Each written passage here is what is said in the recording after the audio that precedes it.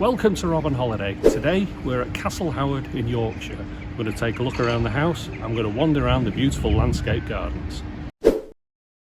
Castle Howard is a stately home in Yorkshire.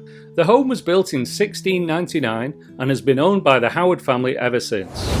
One of our favourite lodges to visit in the UK, the Raywood, is located just a 15-minute drive from Castle Howard, so we decided to visit the estate for the first time over Easter this year. And in this video we'll be showing you why Castle Howard is a great day trip in Yorkshire. You can buy tickets ahead of your visit via the Castle Howard website. You can choose to visit either the house and gardens or just the gardens. Ticket prices vary depending on when you visit, so we'll put a table on screen now showing the various prices. We arrived at Castle Howard just before opening time at 10 AM. After presenting our tickets, we boarded the land train to take us down to the house. Usually, I'm not a massive fan of stately homes. I generally much prefer the architecture on the outside. However, that wasn't the case with Castle Howard. There are plenty of architectural elements to admire, including the stunning Great Hall, which features a golden dome. A tour of the house takes no more than an hour, but it's definitely worth adding into your ticket when visiting Castle Howard.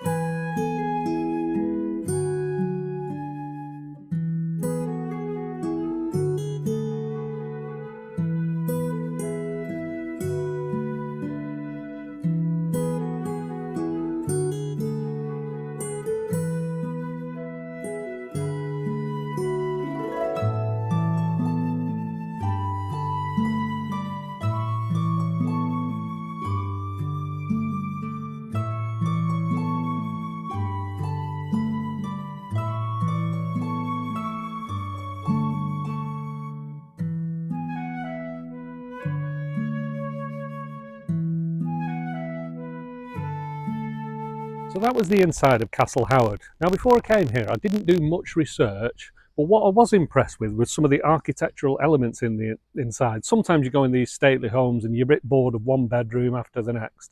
And it's true that when you're going through Castle Howard it is just one room after the next, but the thing that made it different for me, there was a fantastic dome on the inside, painted, some really nice stone columns and a few stone corridors.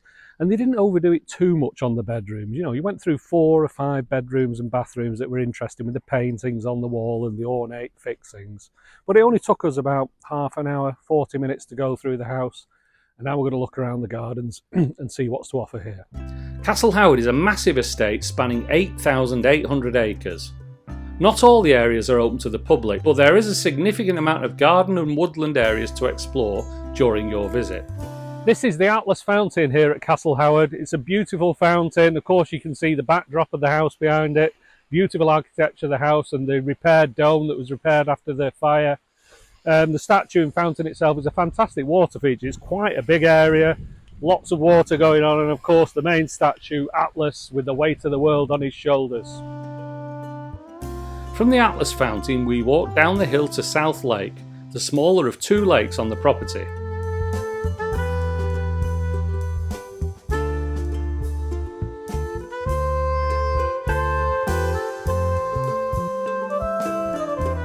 We've come to the furthest extent of the Castle Howard gardens here. I'm just looking down, that's called the New River Bridge, although it looks like it's seen better days to me. I've just seen people wandering over it, so you obviously can get there as a public, but the building you can see beyond that is the mausoleum, which is definitely closed to the public, so it's a good view to see it from here, or where we're going next up the hill, the Temple of the Four Winds.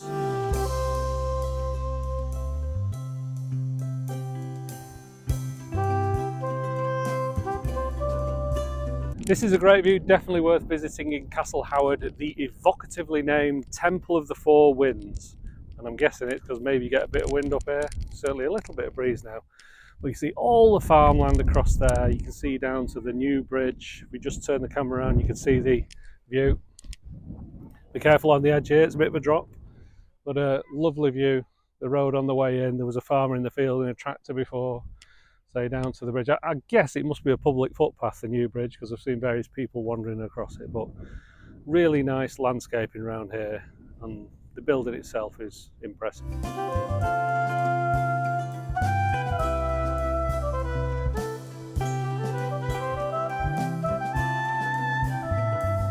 We're leaving the Temple of the Four Winds now. I'm going to walk through Raywood. There's some interesting things to look at here, looking at the map anyway, and we're heading down to the second lake, which is in front of Castle Howard. Raywood feels a bit off the beaten track. We had it almost to ourselves when we visited. There's nothing particularly special about it, but it's a nice woodland with beautiful flowers, and it does have a few hidden surprises. It was marked on the map, so I can't say it's a nice surprise, but it's a nice detail anyway. An Aztec pyramid in the middle of Raywood. Worth coming through the trees to see this, I think. And some lovely rhododendrons and at least one tall redwood tree in the middle there. It's a really nice woodland, this. After a half-hour walk through Raywood, we made our way down the hill towards the Great Lake, where you'll find the Boathouse Cafe and a children's playground. And since we visited in spring, we also got to see some newborn lambs.